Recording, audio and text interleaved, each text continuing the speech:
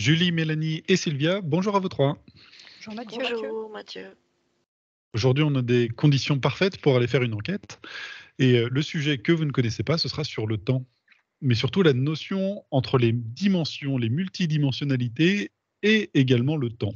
C'est-à-dire que lorsque j'étais télépathe, j'avais observé que lorsque l'on montait dans ce qu'on appellerait les dimensions, le temps n'était pas le même. Ainsi, pour résumer, une minute dans une dimension qui me semblait plus élevée était finalement des années dans une dimension qui était plus lourde. Est-ce que déjà, juste en vous donnant cette information, c'est quelque chose que vous retrouvez ou à l'inverse, peut-être que vous ne trouvez pas du tout et vous trouvez d'autres informations? Qu'est-ce que vous avez? Je confirme te dire, pardon, vas-y. Oui, je suis sur quelque chose de beaucoup plus élastique dans la perception du temps. Et en effet, selon là où on se trouve, il ne va pas y avoir la même sensation. Mais si là, je me place par exemple sur le plan terrestre et j'ai un globe terrestre et ce que je vois, c'est que selon les endroits où tu es sur Terre, la notion de temps est déjà différente, qu'il y a une espèce de c'est malaxabilité, c'est pas un mot qui existe, mais les distorsions du temps. C'est-à-dire qu'un temps, c'est pas quelque chose de droit, même sur notre espace terrestre, et c'est en lien avec le niveau d'énergie de là où on se trouve, que ce soit l'énergie terrestre que l'énergie de groupe aussi. D'accord. Qu'est-ce que vous avez, Mélanie et Sylvia? Moi, je voyais le départ de la création, c'est instantané. Ça fait comme... Et la notion de temps est éligible à partir de cet instantané. Il faut qu'il y ait une existence pour que ça existe. Et quand on arrive sur le plan humain ou la densité, je vois que c'est étalé. Ça me montre que c'est étalé. Mais cette densité est également manipulée, c'est-à-dire pour mettre en cohérence. Et il y a des dimensions. Donc effectivement, si on part de la création qui serait là, ça fait comme ça. Et on voit bien qu'ici, c'est beaucoup plus large dans ce cercle qui est beaucoup plus large. On appellerait la 3D. Voilà. Même, tu peux aller plus loin. Hein, les densités, c'est encore plus long. Je vois par exemple le monde élémental, c'est excessivement long. Donc il y a des dimensions dans des dimensions aussi. Ouais, c'est compliqué. Hein. Un peu comme dans le film Inception, où ils font des rêves dans des rêves, et à chaque fois le temps augmente de 7%, enfin de 7 fois, ce qui fait qu'une seconde devient 7 secondes et ainsi de suite, à l'infini. C'est ça. D'accord. Mélanie? Alors moi, ça m'a amené au temps et à la notion du temps, en fait, qui est deux choses différentes. Et la notion du temps, ça va être notre perception individuelle. Et donc, en fait, quand nous, là, d'un point de vue télépathe, on va observer le temps, c'est en fonction de notre notion de terrien. Et ça me montre que, en fait, si tu pars du point 0, de la singularité, qui est un espace, un point neutre, et justement, comme Sylvia l'a dit, de la création, donc où il n'y a peut-être pas de notion de temps. C'est notre point central, et en fait, la notion de temps et notre perception du temps va s'articuler en fonction de cette référence-là de point zéro, où le temps n'existe pas. Donc, dans notre perception de terrien à partir de notre corps, ça s'articule en fonction de notre environnement et comment on perçoit le temps dans notre environnement. Mais si tu montes en fréquence et si tu te places sur un plan différent ou une dimension différente, sur une de tes multidimensionnalités, tu as ce point zéro, cette notion initiale qui est là. Et comme tu es sur notre dimension et notre fréquence, ta perception du temps va être différente. D'accord. Est-ce que, par exemple, quand on monte justement dans ces fréquences, dans ces dimensions, souvent des êtres beaucoup plus lumineux nous disent qu'on a déjà, entre guillemets, gagné. C'est-à-dire que la libération des humains a déjà eu lieu. Comment on peut l'expliquer alors, du coup? Parce que dans notre concret, on est en plein dedans.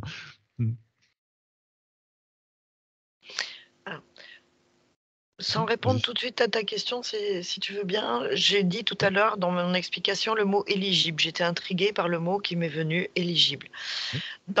Quand on est en tant qu'individuel, un peu pour rejoindre ce que disait Mélanie, j'espère que c'était Mélanie, tu rends éligible une pensée, c'est-à-dire quelque chose qui t'intéresse.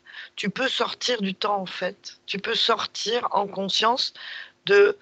Tu crées toi-même là où tu portes de l'intérêt et tu as une action sur le temps.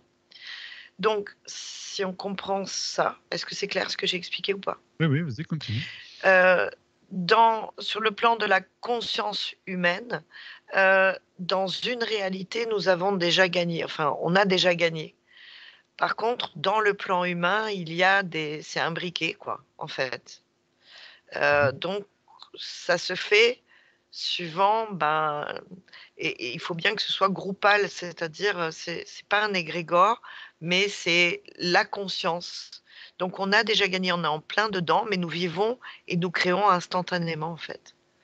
Et là, en ce moment, on le rend éligible ou pas. C'est pour ça tout change à chaque instant.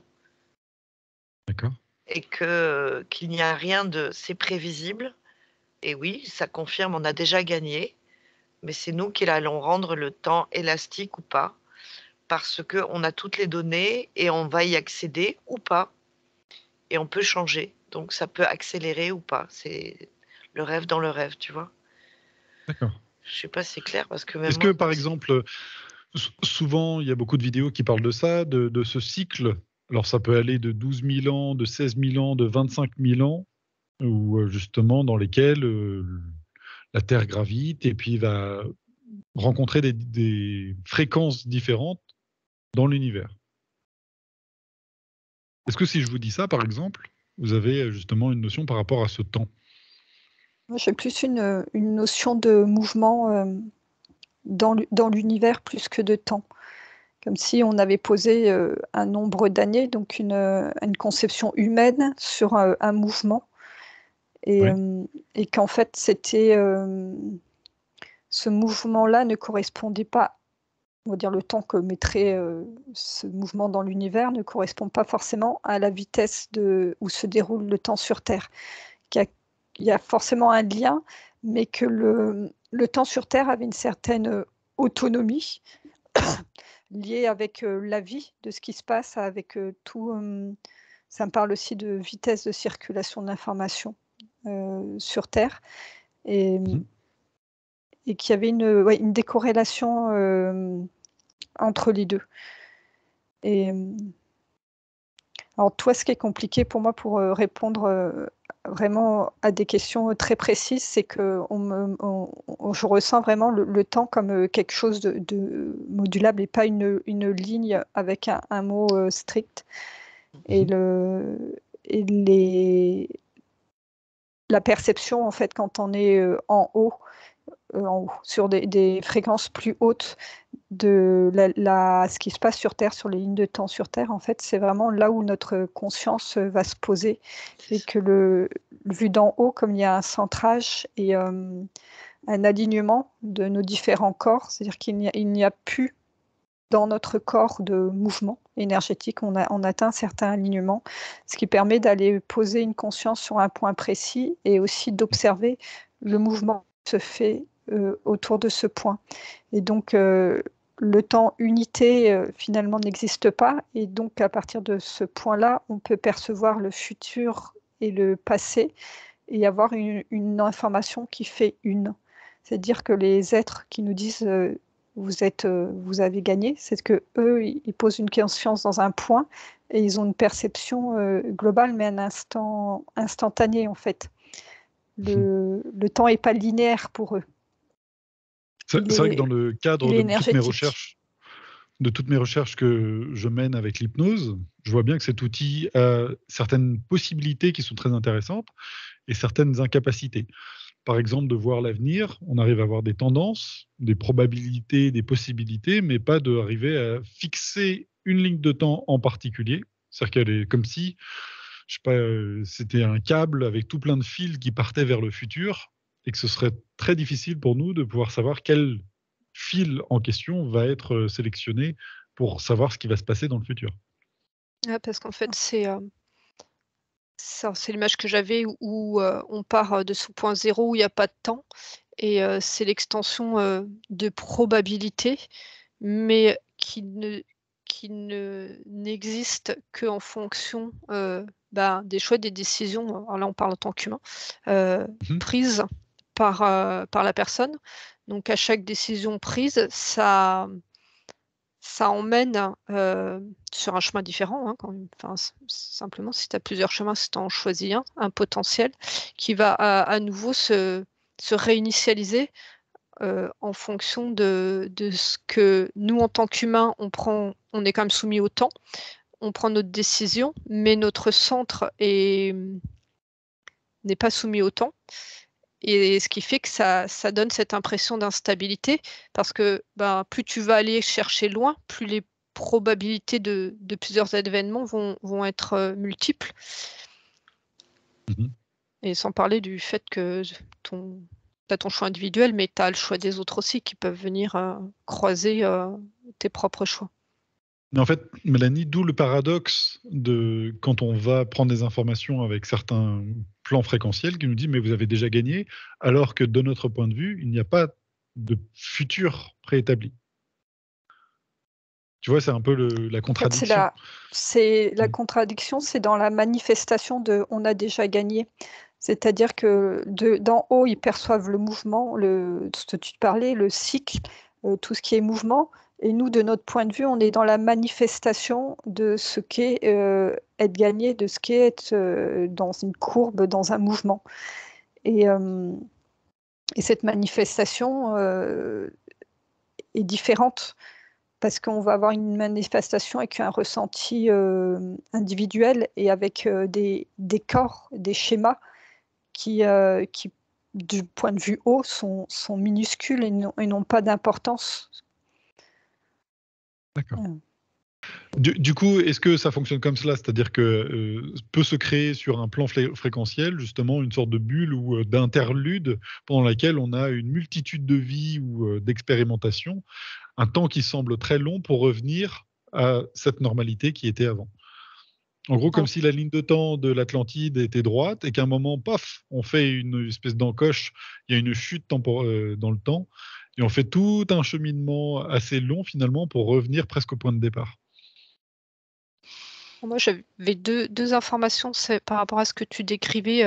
Je voyais vraiment ça en partant du cœur de la Terre et de la conscience de la Terre, donc du niveau de conscience de la Terre, et qu'à l'époque de l'Atlantide, c'était pas le même que maintenant. Et qu'il y a eu enfin, je sais pas quoi, mais qui fait que le niveau de conscience de la Terre est redescendu.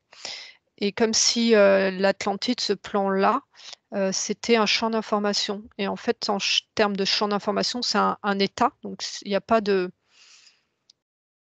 temps, c'est pas soumis au temps. Et alors après, j'ai pas exploré l'Atlantide, mais ça me montre que avec l'augmentation de la fréquence de la Terre, c'est comme si la conscience de la Terre venait réalimenter ce plan d'information de l'Atlantide et relancer le moteur, remettre dans une dimension d'espace-temps l'Atlantide. D'accord. Je ne sais pas si c'est clair ce que j'ai dit. Oui, Sylvia. Mais c'est pas facile, hein, l'histoire du temps. Hein. Tout à l'heure, tu as posé la question, et ça dépend d'où on se place. Si tu as demandé s'il y avait des cycles et des rythmes, etc. Donc moi, le chiffre qui était apparu, même si c'est obsolète ou pas, il y a toujours un truc de 2000, et c'était lié aussi à l'astronomie.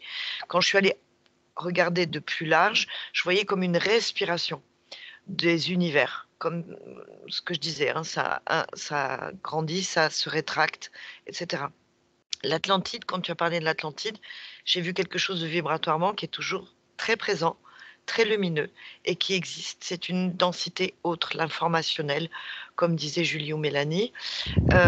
Au demeurant, ce que je vois, c'est que la Terre est dans une phase où elle est en train de se contracter, justement pour se redilater. Et cette montée en taux vibratoire va rejoindre à un moment donné cet informationnel de l'Atlantide que nous-mêmes reconnectons à partir du moment où... voilà. Et dans cette dilatation que je vois, c'est là où d'autres mondes peuvent interférer, en fait, ou venir réinformer, et que ceux qui disent qu'on a déjà gagné, ou ceux qui permettent dans la ligne de temps, savent déjà qu'on est en train de sortir à un moment donné.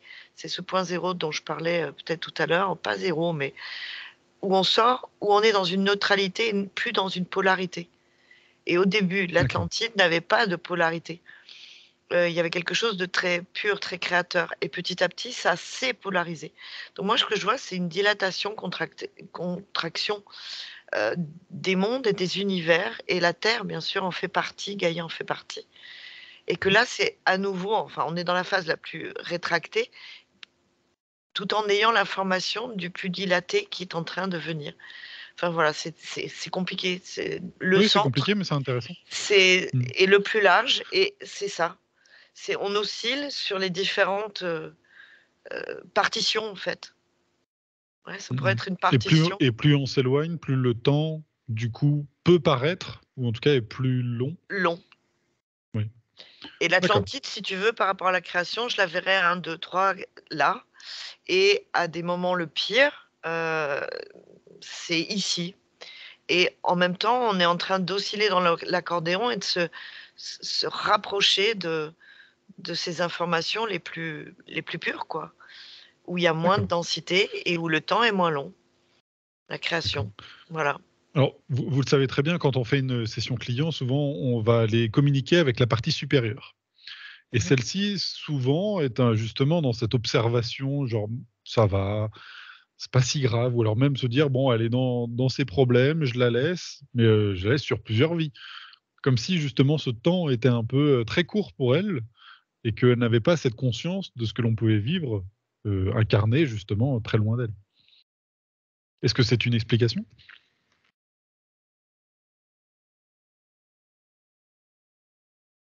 Je laisse Stéphie parler. Vas-y.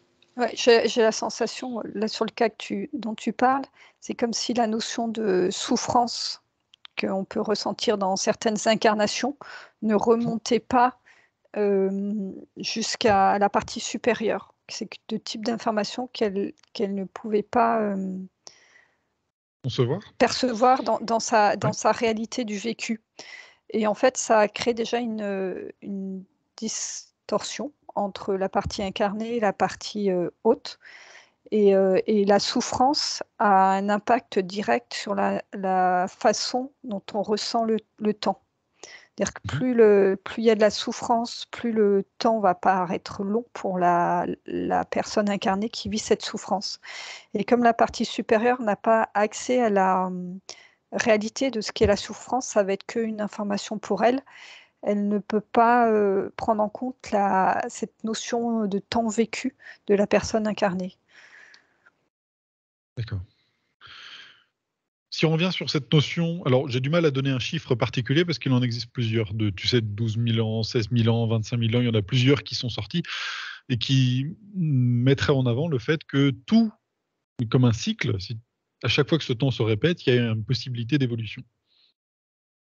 Comme si à ce moment-là, la Terre pouvait changer d'état ou en tout cas de plan fréquentiel pour son évolution. Est-ce que c'est quelque chose que vous percevez ? Moi, ça me renvoie à la notion de respiration dont Sylvia parlait. D'accord. Ouais, ça me parle c'est l'occasion de reconditionner ou de retransformer ou de remanifester quelque chose de différent. Donc, de changer de plan de conscience. Ouais, c'est à chaque fois, c'est pas une augmentation, c'est pas des connaissances, je pourrais pas t'expliquer. C'est une croissance. Une notion de croissance. pas en taille, hein, mais c'est pas évolution. J'ai pas de mots. Moi, ça me met l'image vraiment de la respiration et du poumon, où quand tu respires de l'air pur, tu as ton poumon qui se remplit d'air pur. Donc c'est cette notion d'expansion. C'est-à-dire que tout s'allège, en fait, tous tes poumons sont pleins. Et ensuite, il y a un phénomène où il y a une baisse de la qualité, l'échange qui se fait dans les poumons. C'est une métaphore. Et donc, l'énergie que tu as inspirée va se charger. Et après, il y a une expulsion, donc une phase qui peut être perçue comme involutive parce que l'énergie à l'intérieur, l'air est chargé. Et hop, c'est expulsé pour ensuite réouvrir le poumon et réaccueillir de l'air pur. Et ça me met D'accord. vraiment en parallèle avec le cycle de la Terre, où on a des phases évolutives et involutives, donc des phases où l'espace-temps de la Terre s'ouvre, accueille des énergies diffèrent, de fréquences plus élevées, où les énergies plus basses sont présentes, mais en fait sont moins nombreuses. Et ensuite, il y a une forme de contraction où les énergies plus chargées colonisent en fait l'espace-temps. Et pour pouvoir se rééquilibrer, il y a une expulsion qui doit avoir lieu, une contraction. Si je vous parle de photons, est-ce que ça vous dit oui ou non? Est-ce que c'est en lien avec cela?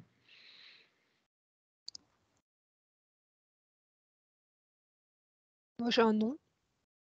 D'accord. Moi, ça ne me parle pas le photon. Moi, D'accord. quand je vois photon, ça m'amène au point d'équilibre. D'accord. Et Est-ce que si je vous Pardon. parle de distance avec le Soleil central, est-ce que ça vous parle?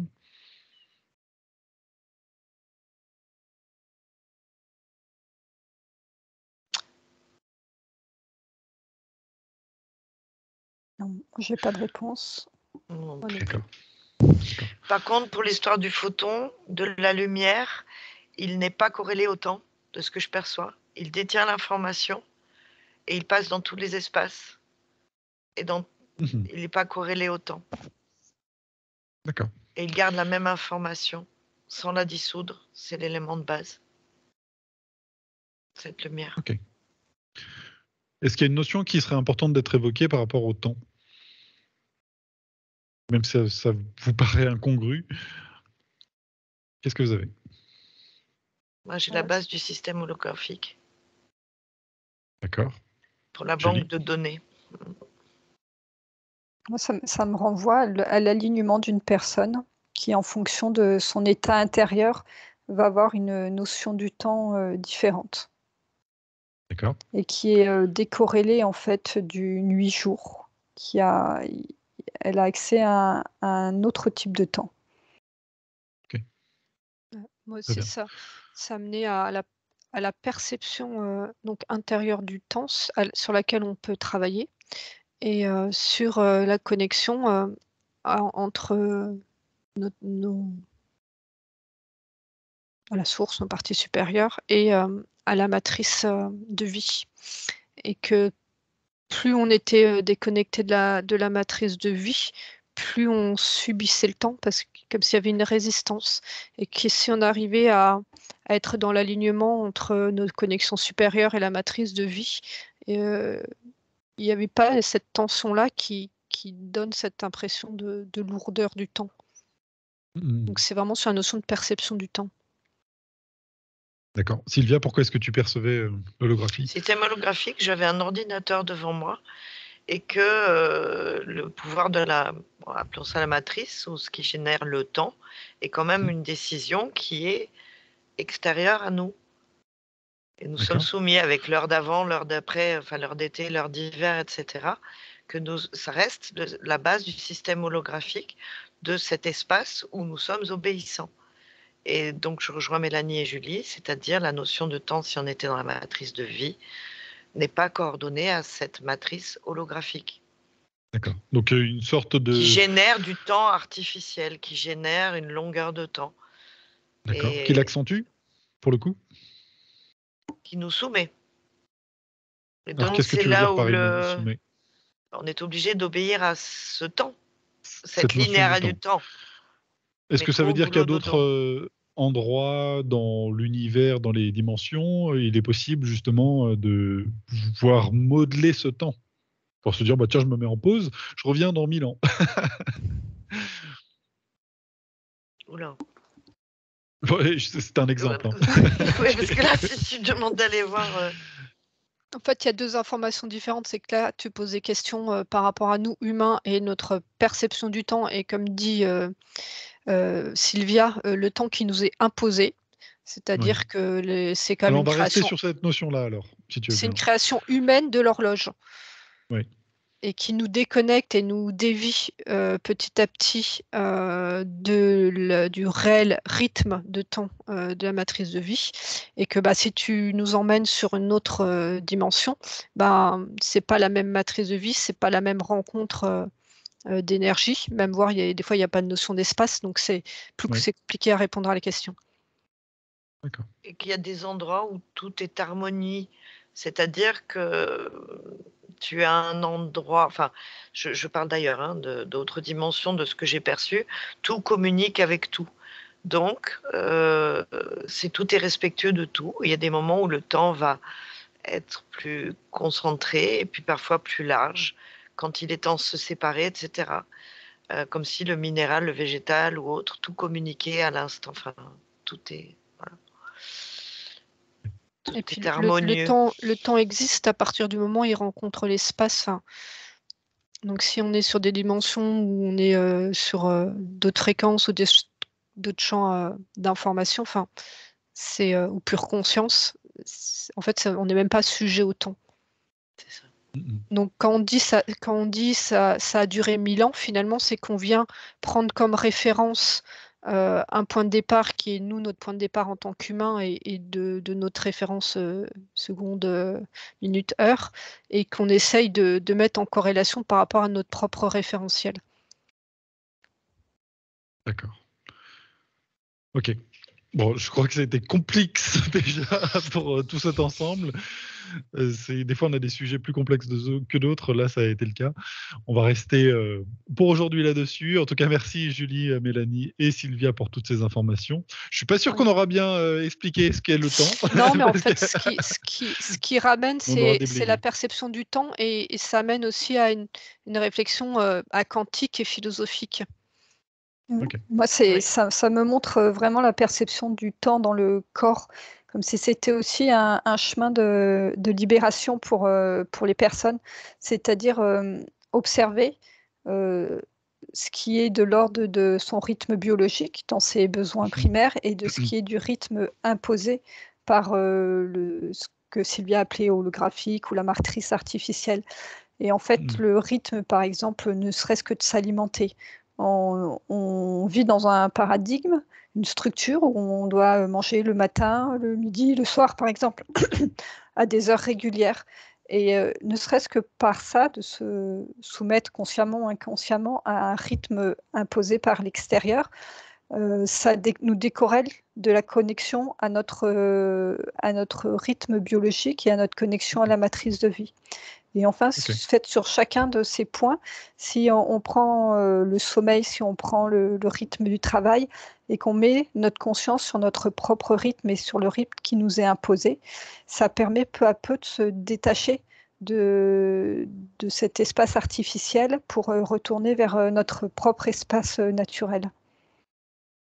Et toi, par exemple, il y a des personnes qui auraient besoin de manger que tous les 2 jours, parce que c'est leur biologie et alors que d'autres, ont besoin de manger, 4 à 6 fois par jour et c'est sortir de la croyance pour revenir à ses propres besoins et son propre fonctionnement de vie. Allez, on va rester là-dessus pour aujourd'hui. En tout cas, merci à vous 3, merci à tous ceux qui nous auront suivis. Restez lumineux dans vos commentaires. Merci Et Mathieu. restez Merci Mathieu. en harmonie avec votre propre temps, temporalité. Allez, à bientôt. Au revoir à tous. Merci.